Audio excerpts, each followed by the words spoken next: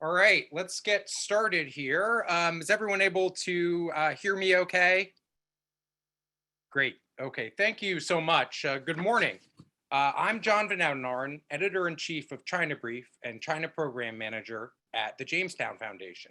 Thank you all for joining us this morning or afternoon or evening, wherever you are.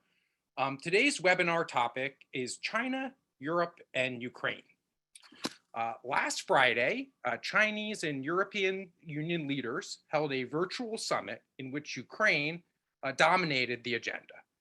At the summit, EU leaders urged Beijing not to undermine international sanctions on Russia. However, for their part, Chinese leaders emphasized their opposition to unilateral sanctions and stated that China would, quote unquote, seek peace in its own way.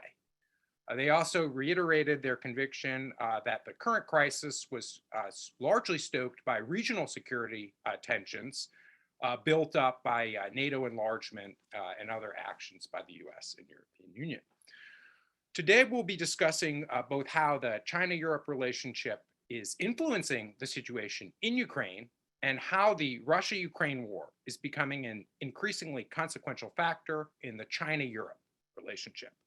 We have an excellent panel joining us today to discuss these issues. First, we have Helena Legarda. Helena is the lead analyst at the Mercator Institute for China Studies in Berlin, Germany. We have Otto Tabens, who's the director of the Baltic Security Foundation and a lecturer at the Riga Graduate School of Law. And finally, we have Alicia Garcia Herrero, and she's a senior research fellow at Bruegel and a chief economist for Asia-Pacific at Natixis. So let's start with you, Helena. If you can kind of give us sort of a strategic overview of the situation, and then we'll move on to Otto and Alicia. Thank you. Thank you, John. I hope you can all hear me okay. First of all, I would like to thank the Jamestown Foundation for the invitation to be here. It's a pleasure to be on a panel with Alicia and with Otto to discuss this topic. What I'll be talking about today is I'll be discussing China's response to Russia's invasion of Ukraine and how that is impacting Europe-China relations. And I'll keep it at the political and strategic level, since I know that my fellow panelists will go a little bit more in depth on some of the other aspects that are relevant here. It's now been 6 weeks since President Putin launched his invasion of Ukraine. China's position has been one of pretended neutrality, but in fact, tacit or even open support at times for Russia's interests and positions. We see it when Beijing and official Chinese media talks about Russia's legitimate security concerns in this issue and how they have to be respected, when China opposes Western sanctions on Russia, where it blames NATO expansion for triggering the crisis and the United States for worsening the situation, and also when Beijing keeps calling for the establishment of effectively a new security architecture in Europe, which is very much in line, again, with Russia's goals. And it reflects the common ground that exists between Beijing and Moscow when it comes to their view of the US and NATO, but the West a bit more broadly as their main adversary, and when it comes to their common wish to reform, as they say, the Western-led liberal world order. This position for Beijing over the first couple of weeks of the war did lead to some hope across Europe that maybe China could be convinced to shift this position and to take a bit more of a responsible stance on Ukraine. But as the war has raged on, the position in Europe has shifted quite rapidly. Beijing's refusal to condemn Russia's actions and its take that all sides are to blame, and it's this moral equivocation, is definitely causing tensions in Europe-China relations. It has to be said that Europe-China relations weren't at their highest point, even before Russia's invasion of Ukraine. The exchange of sanctions 2 years ago already, last year in March, in which a number of members of parliament and European policymakers, as well as researchers and think tankers, were sanctioned by Beijing, together with the effective trade embargo and economic coercion that Beijing is deploying against Lithuania had already damaged the relationship some. But the EU-China summit from last Friday really shows that the EU is increasingly leaning towards the rivalry component of the European Union's three-pronged approach to relations with China, by which the EU considers China simultaneously a partner, a competitor, and a rival. Had always been the EU's wish to try and sort of maintain that three-pronged approach, to cooperate with China when possible, compete with China mostly economically where needed, and only push back on the elements where China's ambitions and behavior was seen as posing a challenge to the sort of strategic interest of Europe or to the global order. That's shifting. The rivalry component is gaining a lot more weight. The summit led to basically no progress or major deliverables. The EU sent a very clear message to Beijing regarding its position on Russia's invasion of Ukraine.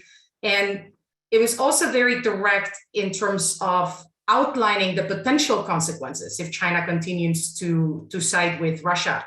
These were mostly on the economic side of things. Commission President von der Leyen did outline the fact that Beijing needs to think about a potential exodus of foreign investment from China, similar to what's going on in Russia, if it actively sides with Moscow on this. And she outlined the difference in trade volumes between China and Russia and China and the European Union. I believe it's something along the lines of 300 million euros a day between China and Russia, and about 2 billion euros a day between China and the European Union. So there's a pretty substantial gap. The issue that the EU encountered is that China was unwilling to engage. China did not want to discuss Ukraine. It only wanted to talk about win-win opportunities for EU-China cooperation. So this was Beijing effectively trying to compartmentalize the relationship. Let's leave Ukraine now aside and focus on the points where we can cooperate. That's something that is clearly no longer working in Brussels at the EU institutions. High Representative Borrell, who's sort of the chief diplomat of the European Union, he called the summit a dialogue of the deaf, which says a lot. He also mentioned that the EU has reached the conclusion that China will just not help. China will not help end the war in Ukraine. So what that leaves the EU with is one course of action, which is to try to prevent China from becoming more proactive in its pro-Russian stance.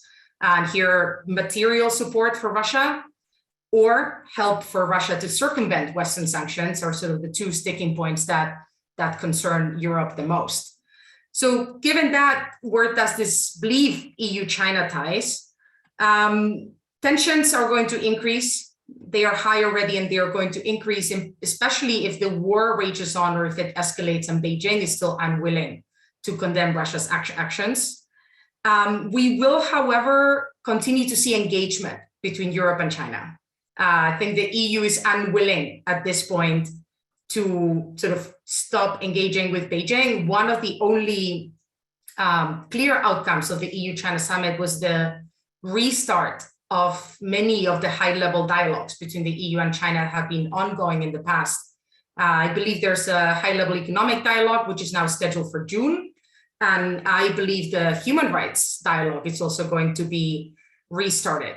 So China will not lose the EU entirely, but there's a clear direction of travel, which is towards a worsening of relations.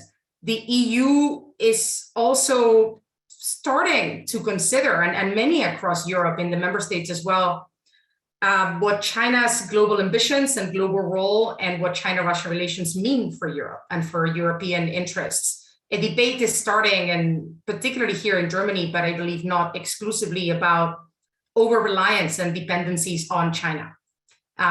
What can Europe do to limit the potential damage in case Europe finds itself in a similar situation with China further down the line as it is with Russia right now?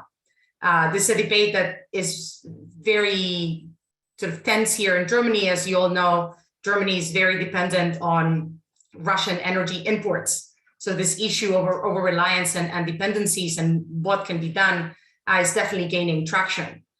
And another point that I would like to make is that what we're seeing is growing convergence with the United States and growing transatlantic cooperation when it comes to relations with China. Beijing has come out in clear opposition to this. For China, and this was Xi Jinping's own phrasing, what the EU needs to do is to pursue a correct approach to European strategic autonomy, meaning Europe needs to distance itself from the United States. And what China is achieving with its response to Russia's invasion of Ukraine is exactly the opposite. It's bringing the two sides much closer together, and it's focusing the conversation across the Atlantic. So the bottom line from my side is that China is clearly trying to square the circle. It's got a number of competing interests that just don't mesh very well together. So it wants to preserve its ties with Russia, which is its main partner on the global stage, geopolitically speaking. It wants to prevent major damage to its relations, especially economic relations, with Europe and with the United States, which are especially fundamental now, given slow economic growth and COVID outbreaks in China. And then I think China is also trying to send a message to countries in the global south and elsewhere in the world about the dangers of NATO, about the dangers of what Beijing calls sort of bloc mentality, and about effectively a warning for other countries not to create similar groupings or to join similar groupings. And this reflects the anxiety in Beijing about AUKUS, about the Quad, and about, as Foreign Minister Wang Yi has said himself, and about the fact that the United States, from China's perspective, is out to try and create a NATO-like alliance in the Indo-Pacific. So there's a lot of fear about these coalitions and what they may mean for China. But taking all of those interests together is basically what's led to Beijing having this, trying to maintain this balancing act of interests. It's again compartmentalization, but it's not going down well in Europe.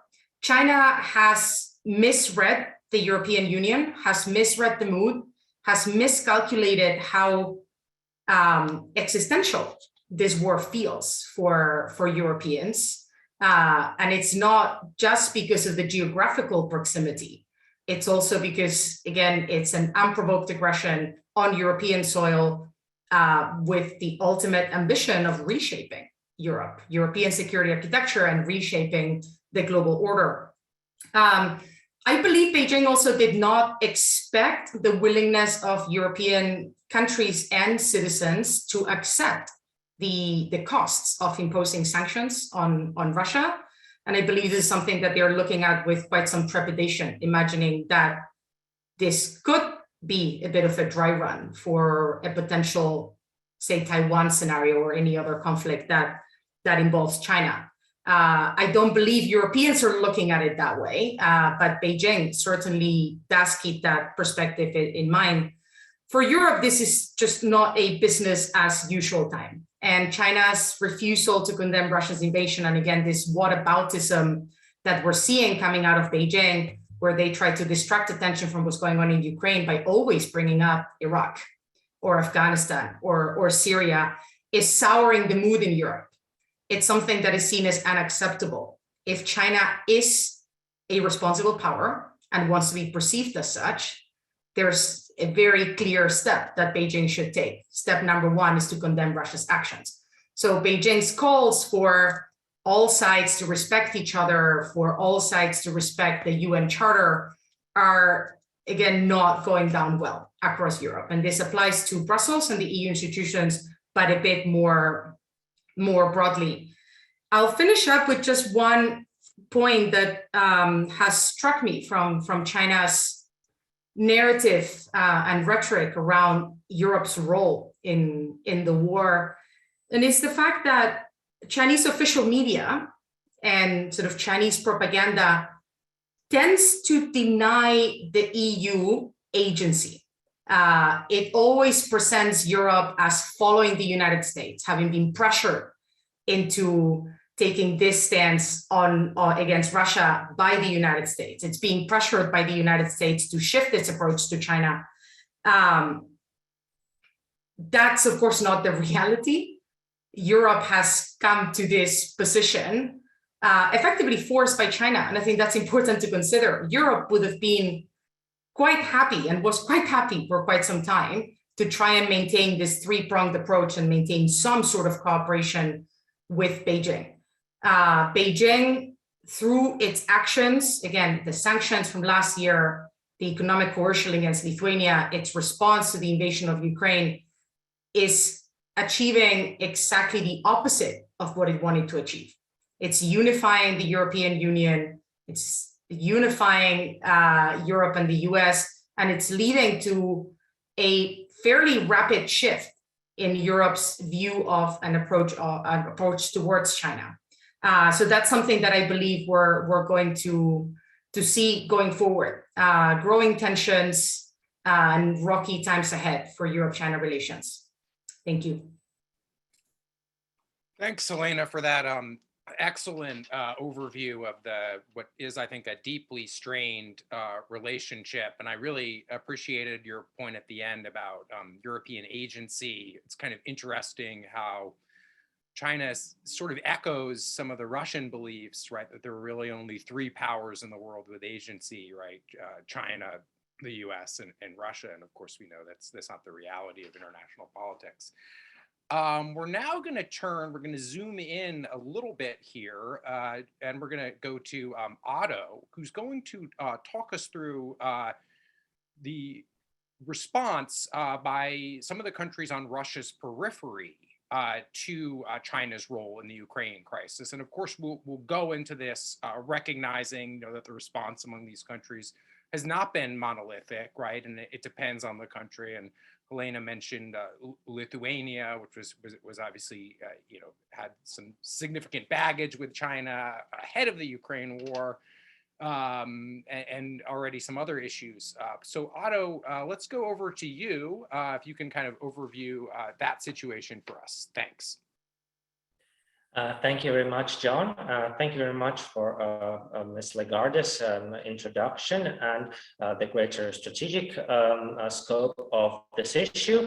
And I indeed would like to zoom in on the particular cases of Central and Eastern Europe, the Baltic Sea region, which is of particular interest for this story, as you would have countries who would be either or both members of NATO and the European Union, and have had a certain way how China has tried to increase its influence in this part of the world to achieve a number of strategic goals. And certainly a number of these changes that we saw in the global order, also in and around the eastern part of the NATO, the western borders of Russia, and the general area that saw a number of conflicts, a number of changes of settings. We'll try to look at how this is relevant and how this, gives general influence to the relationship between Europe and China, and how especially the latest changes in Ukraine with regard to war has changed it. Let me start with some points on what China has wanted in the Baltic Sea region and what is the relevance of that for the impact of Ukraine on Chinese-European relationship.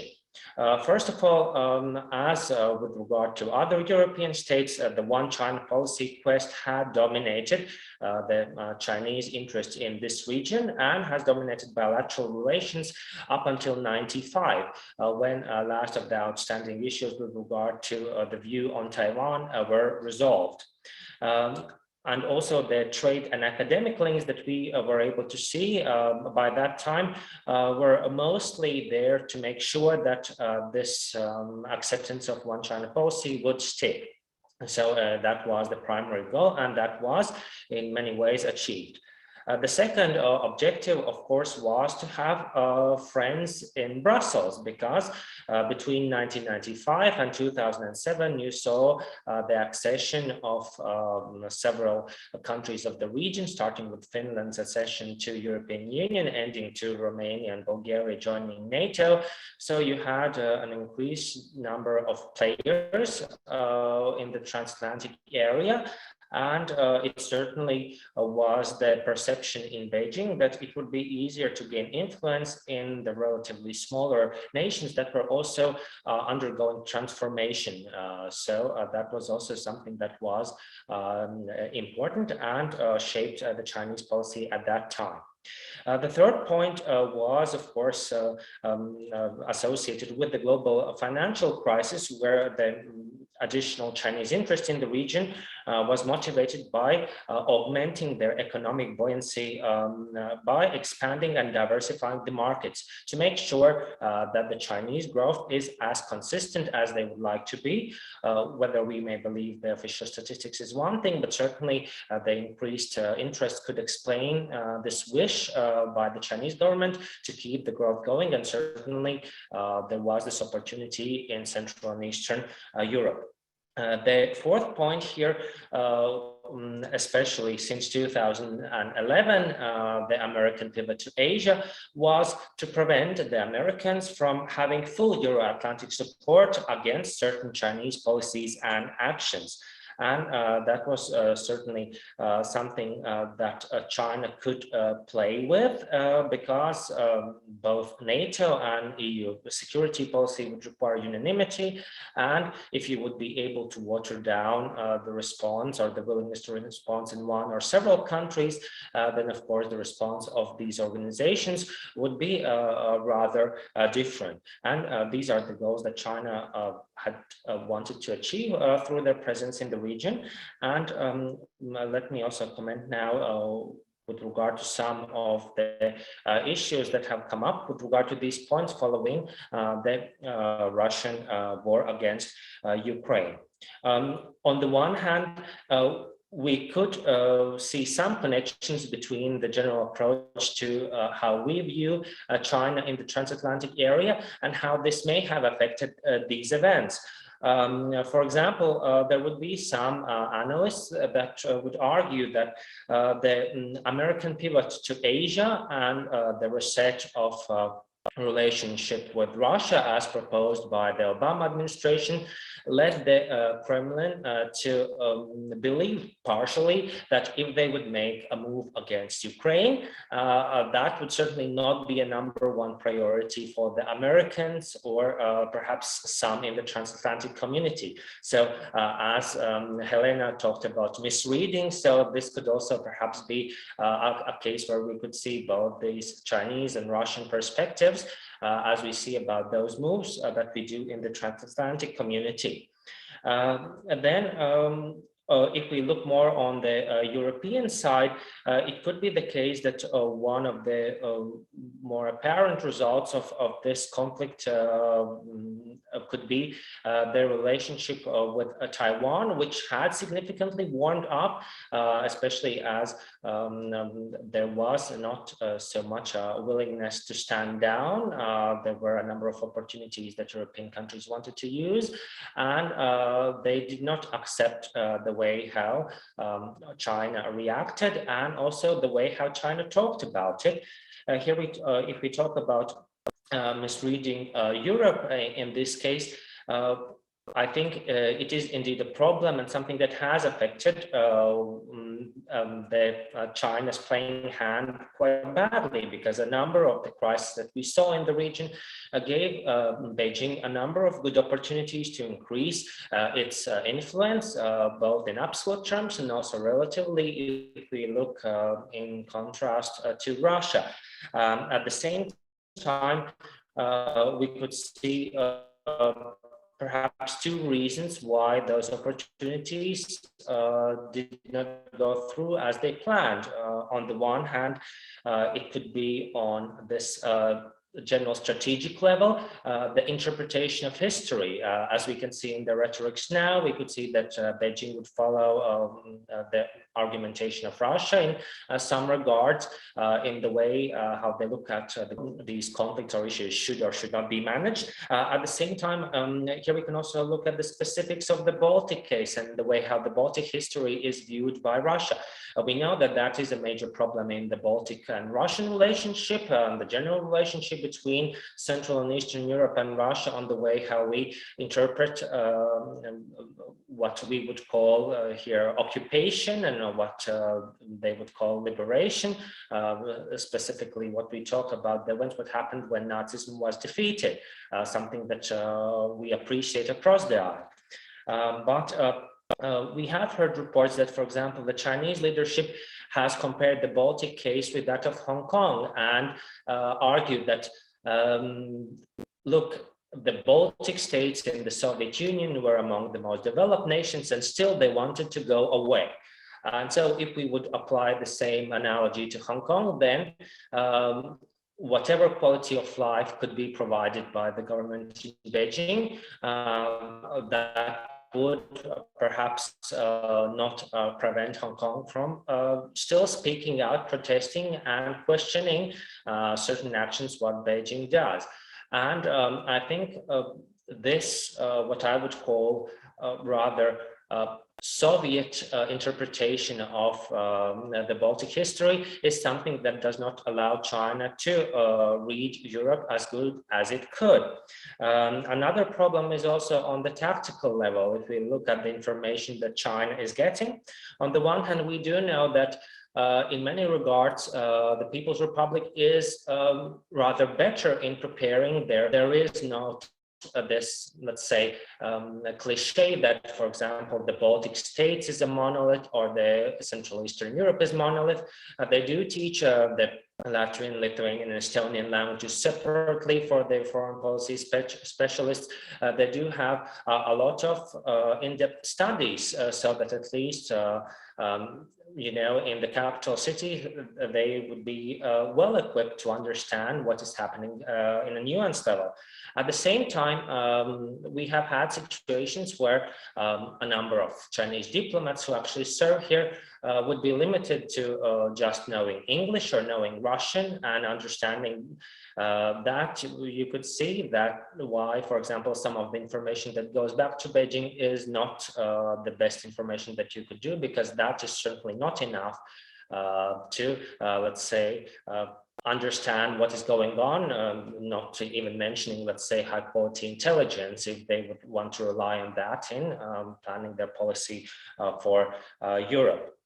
Then it also will be interesting to see how this way of comparing Russia and China will go on in public opinion, because we saw that China was increasingly criticized on human rights grounds, both on not only from the government, which raised the human rights point, not only individually, but also on those cases where, for example, the Baltic and Visegrad countries try to align the main points of their policy with regard to China.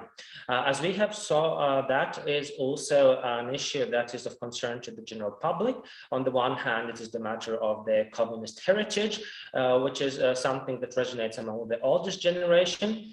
On the other hand, it is indeed the matters of what we could call the sensitive issues, that is not something that the society overlooks. On the one hand, perhaps even the economic opportunities are more distant than some of the human rights concerns that are prevalent in the news, prevalent in social media, and that would be something difficult to overlook with regard to whatever relationship with China we talk after the conflict or after the pandemic or in the future. Now, certainly looking at the Russian atrocities in Ukraine, China does look better, especially if we talk about the situation with the Uyghurs, the situation in Tibet or Hong Kong, which is frequently raised by many in the Baltics. At the same time, we'll see how it will go on after the conflict in Ukraine ends or gets to a frozen state, because of this point where China is not at the top of headlines in this regard would be rather short. If I could lastly mention the economic point, that certainly will be a big problem, especially if we talk about the Baltic and the Scandinavian region, because we could see high hopes economically before. Already in 2014, when Russia invaded Ukraine initially, many businesses and industries saw China as something as bigger and better than Russia could be, and perhaps also something that could be more reliable.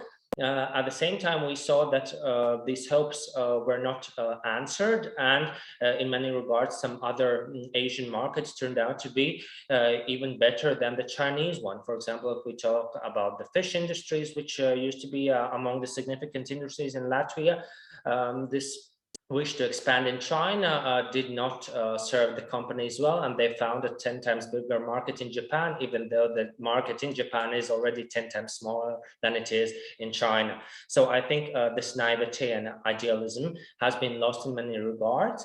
And with regard to other industries, there could be concern, for example, well, if we take away, let's say, these light industries and go in the direction of high tech, we would have some companies that would have the export potential to China. At the same time, industrial espionage is something that has been noted openly by the Baltic secret services and would be of concern for anyone from the region who want to try and go there. And now that the overland Silk Road is up in the air as the transit between China and Europe via Russia, Belarus, or Ukraine would be unreliable and unplannable in any reasonable business terms, we would have to see what would be the way how China could try to continue exerting their influence. One way could certainly be the Arctic, and then perhaps some interest in the infrastructure, such as Rail Baltica, the railway connections, or alternative routes that could be of importance for continuing Chinese engagement in Europe, or let's say providing China alternative trade routes in case of conflict in the South China Sea.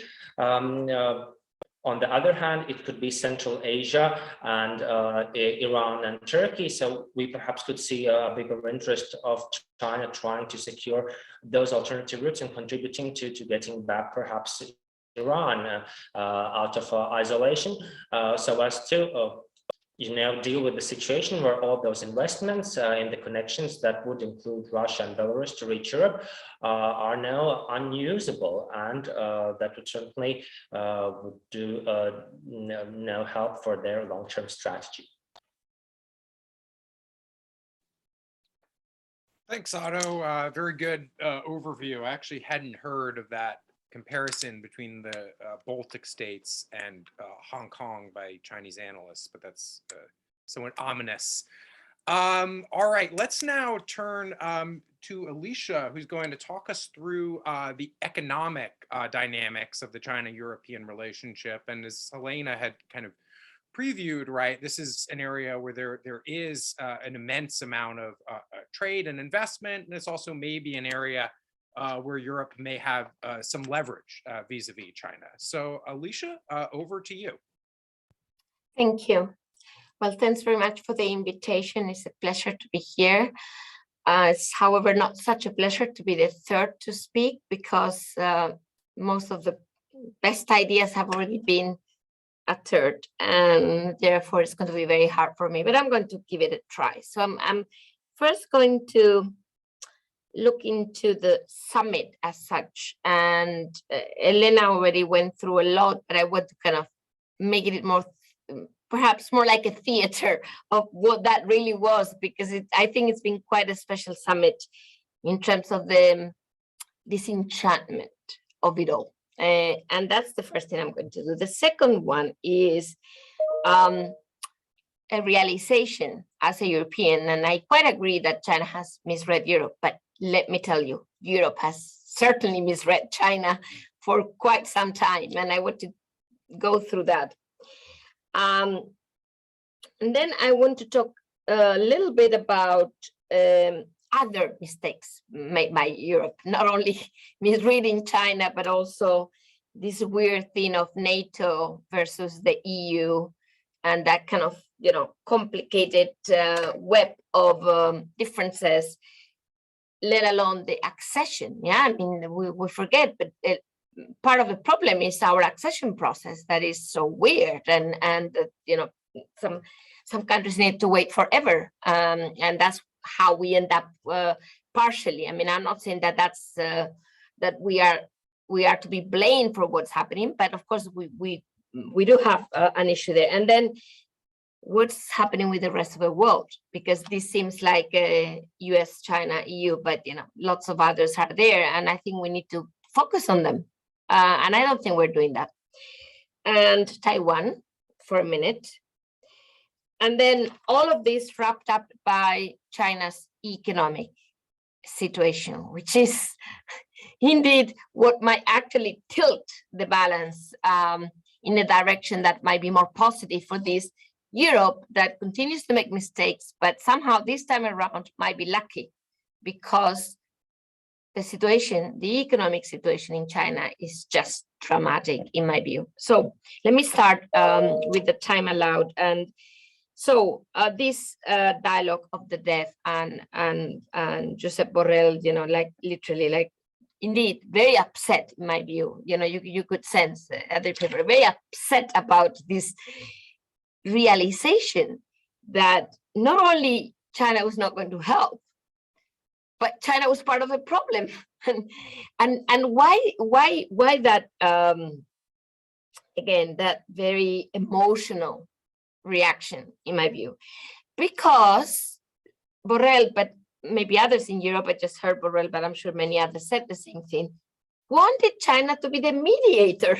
It's like, you basically extend somebody's hand. I mean, you try to grab somebody's hand to help you, and suddenly, you don't even have a hand. I mean, it's like, it is actually quite something, to ask for help and then realize that whoever you ask for help is actually on the other side of the street. And I think that's exactly what happened to European leaders at this summit.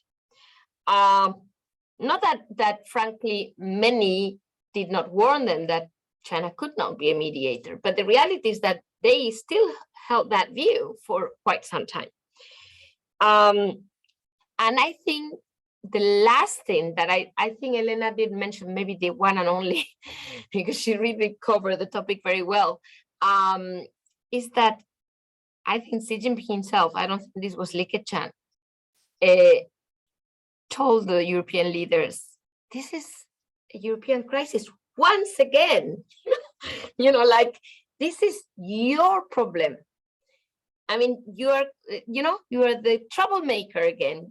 I mean, he didn't use that word, but the point is, this for Europeans, it's so emotional to kind of realize that people see this as your own. I mean, you creating this monster. I mean, it's very difficult for Europeans to accept this. So I think a lot of the reaction that you see is really emotional. The question is, will it last once the emotions are, and I think that's where the economics and possibly my expertise come to the forefront. So I'll try my best on covering this. So now, EU's misreading of China, second point. Well, this starts a while ago, yeah? I mean, I've seen, as an economist, projections of how much we could trade with China, for 20 years by now. None of those projections, or put it this way, some, perhaps Germany, yeah? But the others, if you look at what Spain, my home country, trades with China, and actually, Spain now is a very large exporter. It's a net exporter, but hardly anything with China because it's so difficult. So many countries kind of gave up on that idea. And I think Otto did mention that it was easy. It isn't easy at all. On the contrary, if you're not careful, you will end up having a massive bilateral deficit with China, which is the situation of most of Europe. Europe is the largest exporter in the world, more than China altogether, okay? Meaning as a union. We can't have a trade surplus with China. It's just utterly impossible as a union, but we have a trade surplus with everybody else. So in a way, what's wrong? I mean, why can't we ever? So I think we miscalculated that opportunity. Then I think we also, I have to say, I mean, I heard Otto's point of view of, that China didn't understand how scary Russia looked for Eastern Europe, and I fully understand that.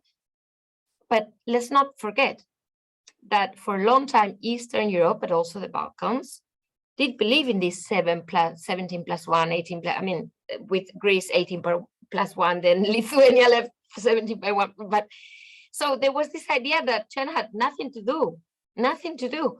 That's another misreading of, I mean, sorry to say that, I don't mean to say only the East, but more generally, yeah, because, we also have Portugal, BRI, Italy.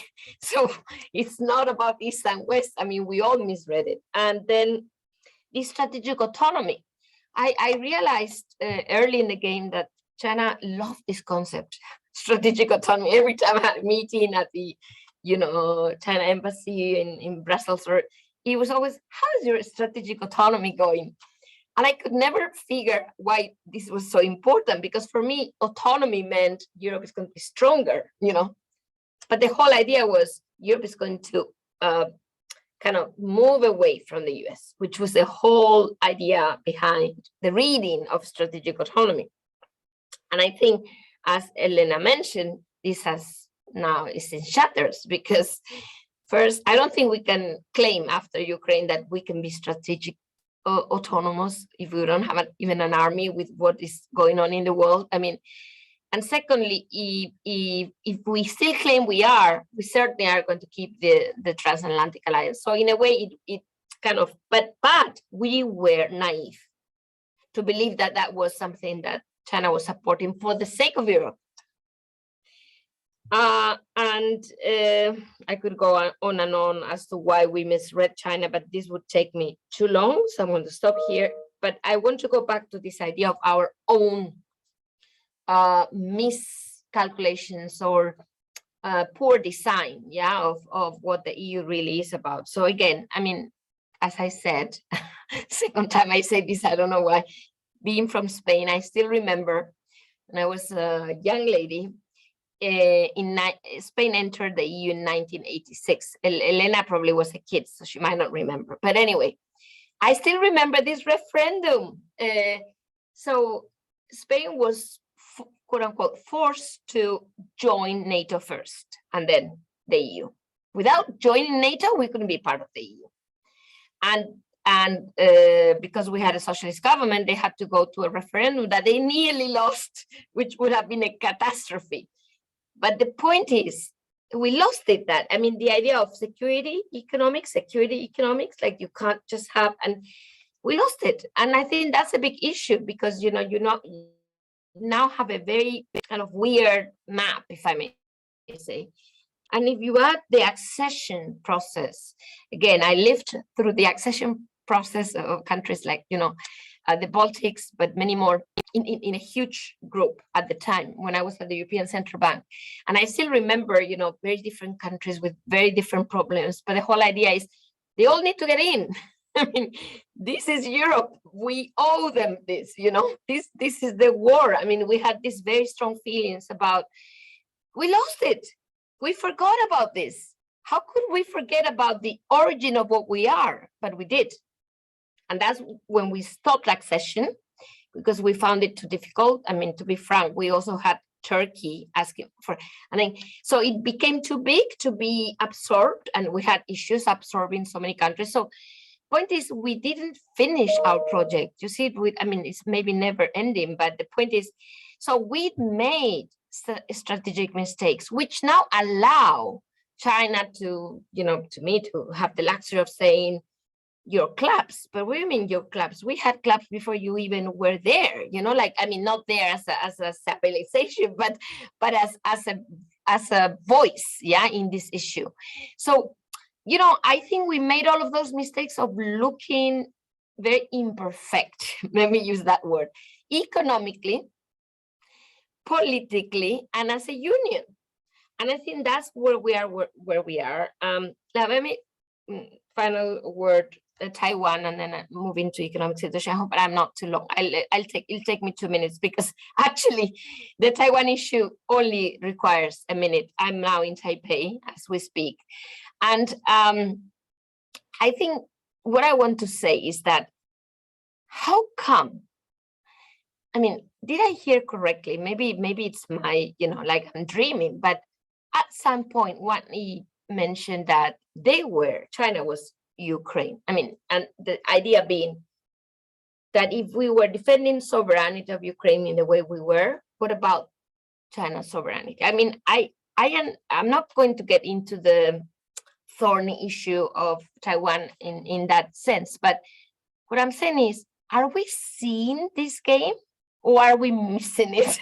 Because basically Biden signed, one China policy. We did also. I don't know whether anybody realized in the final step. Then, the whole idea is whatever happens here, that thing is different. I had Chatham House conversation 2 days ago on a different topic. I think Elena was there and she may remember this idea that Taiwan is too sensitive, not like Ukraine for Europe. I mean, but where are we? My point is, are we going to accept that Ukraine shouldn't be sensitive for us to that point of influence? So as much as I like to hear that China miscalculated, I hope I made a long enough list to make the opposite point as well. I'm not saying they are contradictory. I'm saying we also did miscalculate and are still miscalculating, because whatever we're doing now may create a precedent, whatever that might be, on the Taiwan issue. And that could be double as dangerous. I mean, I'm not saying Ukraine is not dangerous, it's terribly dangerous, but we may be creating the seeds for more to come because of our, how would I say, answers that are given for Ukraine, but are read for Taiwan. I mean, I worry about this, that our answers are given for Ukraine and are read from the Chinese mindset for Taiwan. And we might be saying things that we didn't mean, but, we end up there. So I think this is very dangerous for the global landscape. And final word on the Chinese economy. So whatever I said is like, oh my God, I mean, yes, China miscalculated, but there's still a lot of things. I didn't talk about the rest of the world, but in a second, it's very obvious, yeah? I mean, just look at where Wang is going, yeah? One after the other. India, I mean, I'm expecting Xi Jinping, or that was the message, going to Saudi, whether it will happen or not. I mean, you can see, yeah, the isolation might actually be on the Western side if we don't realize that we need to offer something other than just sanctioning Russia. And this is urgent. So all of what I just said doesn't look good for the West, to be frank, but with an exception, which is terribly important, which is the Chinese economy. If it weren't for that, I would be shivering, okay, after what I said. But the Chinese economy is in shambles. I'm sorry to say, in shambles, okay? And this is first COVID, which I think is extremely serious because they are hitting the wall. They're not going to change this policy, in my view, and not for the foreseeable future, not before the MPC. I mean, it's going to take shift of growth at a speed that we've not seen since 2008, before the stimulus. Okay, so that's where we are. On top of that, we were coming from a very fast deceleration because of a number of reasons, yeah, and I don't want to expand what I just said.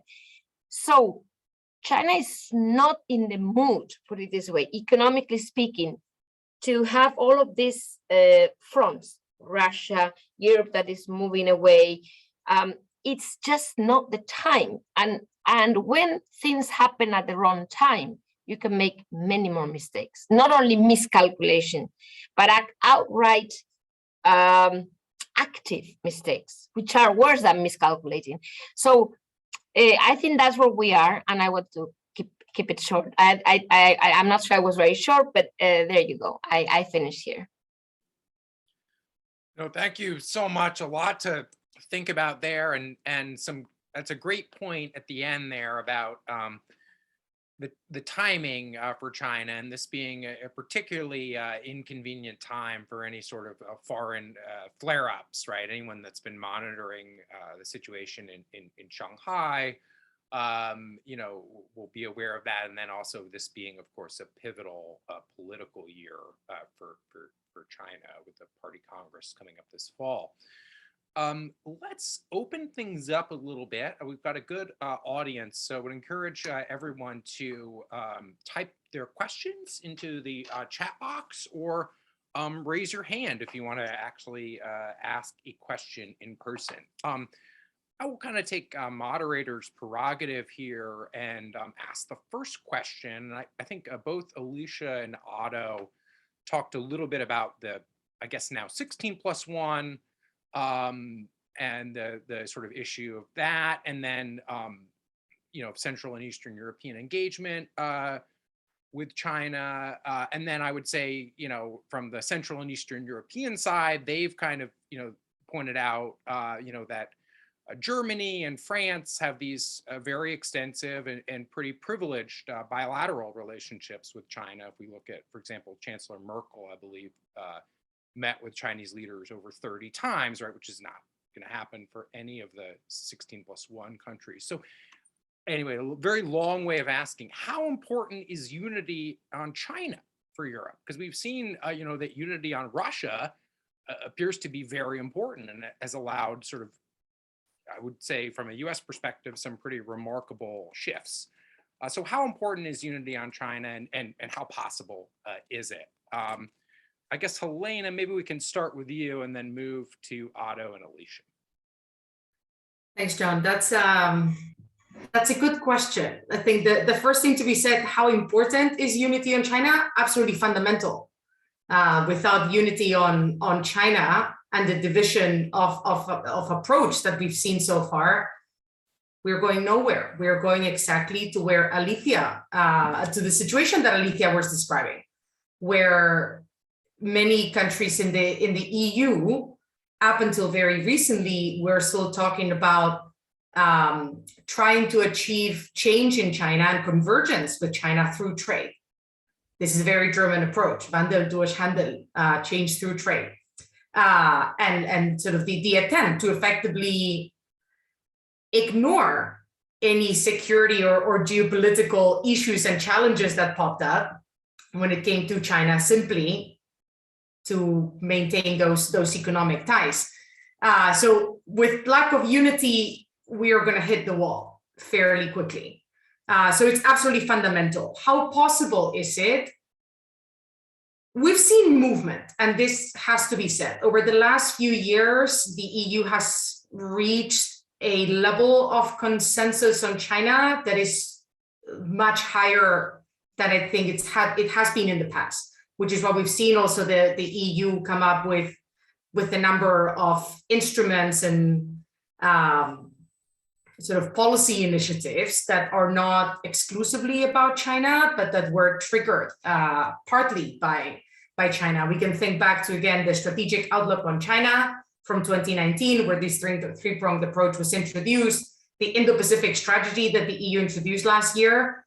It is not about China. China's not the focus. It's about cooperation with other partners in the region. But again, there's an element of, well, China's behavior and ambitions in the region triggered this.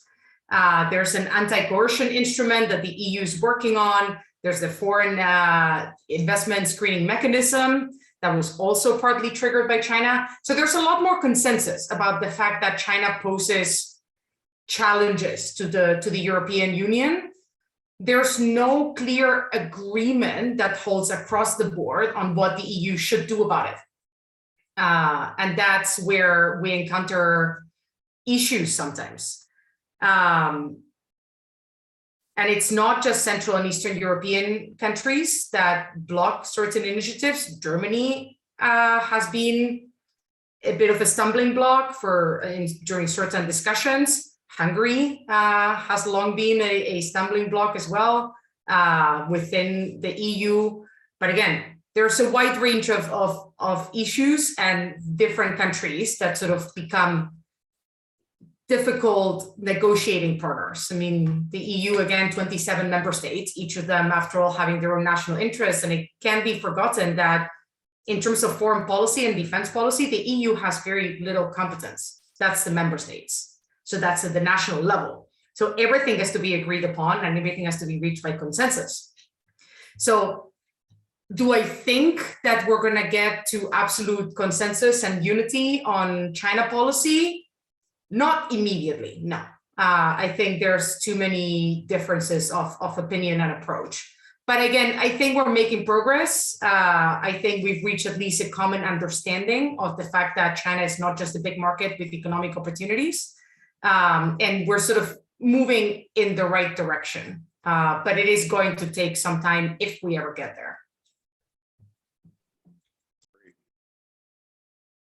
Otto, do you want to chime in on that, and maybe specifically if you can pick up the issue of the, I guess now 16+1, and is that effectively dead? I mean, what are we looking at there? I think that we already saw this political will flailing in the Central and Eastern European countries on that, especially in the Baltic states. We had, announcements or ideas that perhaps there could be a polite way how to step out of this. But perhaps now with what happened between Beijing and Vilnius, and with the geographical limitations brought about by the physical impossibility to continue using Russian transit routes, I think this would give just another opportunity to point to other reasons why this format of cooperation would not reasonably go further, and perhaps we should look at something else so that both sides or all sides could save face, and perhaps it would not become another problem for European-China relationship. On the other hand, I would still expect China to be creative on this, as they have been learning from Russia, and especially in replicating Russia's approach in bilateral influence that can then impact in one or another way any multilateral action that the European Union or perhaps NATO would like to do. Specifically, if we look at those fields that we have also researched at the Baltic Security Foundation, together with experts from the Baltic Sea region, those would be the fields of infrastructure and education. In terms of infrastructure, that of course was the interest to invest in transit infrastructure that certainly would be an easy objective in creating an increased dependence on cargoes from China. At the same time, some of the investments of infrastructure were also associated with critical infrastructure, such as if we talk about railroads, if we talk about ports, something that would not only be something very interesting in terms of, let's say, the Polish-Chinese trade balance, but also could affect NATO. If we talk about the matter of military mobility in case of a conflict, I'm not sure whether that is something that China cooperates on or discusses much with Russia, but certainly there could be a concern how the Chinese strategic investment would affect the ability of NATO to react to anything unwelcome that Russia would do in our direction. On the other hand, that is certainly the field of education, especially higher education, but not only. Here we talk about people who are opinion leaders, not only in universities, but also beyond that. That is, of course, the public diplomacy. If until '95 it was just a question about one China policy, so that those who would criticize that would, it would be possibility to have more voices that would not criticize that. Now we would have a wider range of issues that are important not only for the Baltic and Nordic states, but also for the European Union and also NATO, remembering that, of course, here we talk not only about the issue of security or stability, but we also talk about democracy and rule of law, which is also something that certainly is a value for the European Union, but also something that NATO may not overlook. And so there would be this interest to make sure that let's say the Chinese position is more understandable, and perhaps the public perception of what China does would be more in alignment of what Beijing would like it to be. Great, thanks. Alicia, do you have anything to add to that, particularly kind of the importance of a united front on sanctions or other economic issues? I think I fully agree with both. I mean, it's just so obvious, but on how fast progress can be made, I think it will very much depend on how the war evolves. In other words, I think, and I actually asked this question in an event to Giuseppe Borrell himself, whether we would be moving at some point away from unanimity for, you know, it's just unbelievable, isn't it, with 27 countries. But anyway, and I was shocked to hear that not in the cards yet. I mean, it's like, wow.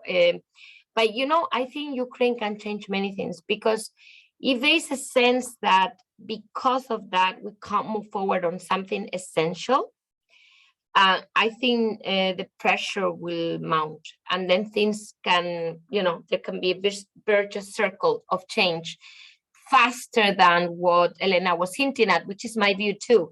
But I think the war can indeed eventually speed up these changes if we realize that we just can't cope with certain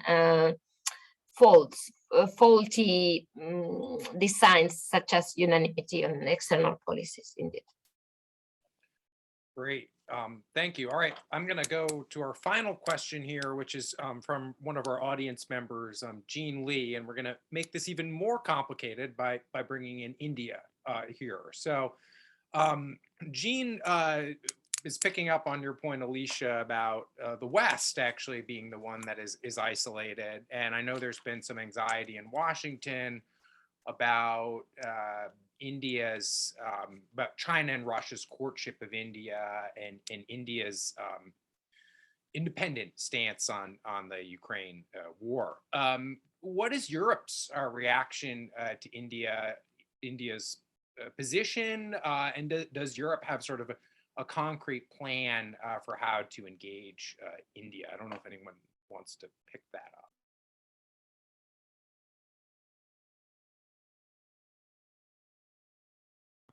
Maybe I can take quickly that question. Europe is negotiating, actually, has been negotiating for nearly a year, I think May or something like that, actually restarting negotiations, because we stopped then, I think 2012 or something like that, or 13 perhaps, with India. Now, our negotiations are always very slow, and you know they may not go anywhere, but I think this time around, it's very clear that Modi has an interest in this, in a trading bloc or some kind of trading bloc with Europe, because it's the idea of the, again, strategic autonomy, the idea that this helps two powers, maybe not the superpowers, but still to kind of make a space for themselves because they join forces. And I think that's one of the reasons why Modi was very keen, although, you know, his track record on trade might not be the best, but apparently very keen on these negotiations. And so Europe has some leverage, but again, we need to stop, in my opinion, we need to really show those carrots. Yeah, we need to not just say, oh, I'm going to stop in the negotiations with you, which I think would be totally unfair, but rather, what else can I offer to you? Yeah, and for me, the most obvious goodie would be the Indo-Pacific with an add-on with Europe. So apparently we're going to present again the Indo-Pacific strategy for Europe. It was a bit unfortunate first time we did, because it was just before AUKUS. So imagine just the European Union, you know, extending the hands on the Indo-Pacific, and AUKUS is announced. This time around, probably no AUKUS or not second AUKUS the day after. But I think we could think of an extended Indo-Pacific, yeah, with Europe, kind of something big and something really that could come as a major bloc, which India could, of course, jump on and be instrumental. I think we need to show our economic size to those standing in between and doubting about the decline of the West. If we don't do this, I think sanctions won't be the solution to attract anybody, because they're perceived as a problem, certainly not a solution. Yeah. Great. All right, Helena or Otto, anything to add on that, on sort of the role of India? Do you agree with Alicia that we need to more carrots and maybe not necessarily less sticks, but we need to provide some carrots to India? And I can add a couple of points here. The first thing I would like to say is, by way of a disclaimer, is that I'm not an India expert. I'm a China expert. So this is sort of my opinion, but it's not something that I focus on or I do research on. I mean, what's clear is that the EU would like to see India take a clearer stance also on Russia's invasion of Ukraine. That's there. And India is also considered to be one of the main partners for Europe as part of the EU's Indo-Pacific strategy, as Alicia was talking about. So India is an important partner for Europe. And Europe, again, would like to see the Modi administration taking a clear stance on this. I do think we need to understand the fact that India sits in the middle of a fairly tense geopolitical region, given its border clashes with China, and the fact that India is relatively reliant on Russia for weaponry, for its military. So that's there. And in the same way that I was talking about how China tends to not recognize the agency of the European Union, I think it's also false on us to recognize that other countries have their own national interests and they have agency and they take the position that they believe is more in line with their interests. That's the reality. What can we do to change it? On this one, I agree with Alicia. I think sticks exclusively will just not get us there. We need to be able to offer something. We need to be an alternative. We need to be an attractive option. And for that, the best sort of leverage that Europe has is its single market, its economic power. Plus, again, offers to cooperate more intensely in the Indo-Pacific under the framework of the Indo-Pacific strategy. The EU is also gradually rolling out its global gateway infrastructure investment program. Is there something that we can do with India on that front? India is, again, considered an important partner in the region. So there's a lot that could be done beyond threats of sanctions, because I don't believe, again, that those will get us very far. If I may add a comment, then I would tend to agree to my colleagues and perhaps bring up also one other aspect, which could be the matter of regional security, especially in terms of food security and some other issues that, on the one hand, we can see as one of the results of the war in Ukraine that affects the whole world. We already would have some concerns as we have a number of millions of refugees coming from Ukraine. Most of them have come to Central and Eastern Europe. Let us say if one of the effects would be that the agriculture in both Ukraine and Russia would be affected, and their agricultural exports as well, what impact this would have on North Africa and the Middle East, and whether we would see something similar to what we saw in the aftermath of the Arab Spring, what became not only a humanitarian issue, but also a political issue, how to deal with this. But also we could potentially see this also as a problem in the neighborhood of India. We already see it being a problem in Sri Lanka. It could also be an issue in Central Asia to the north of India.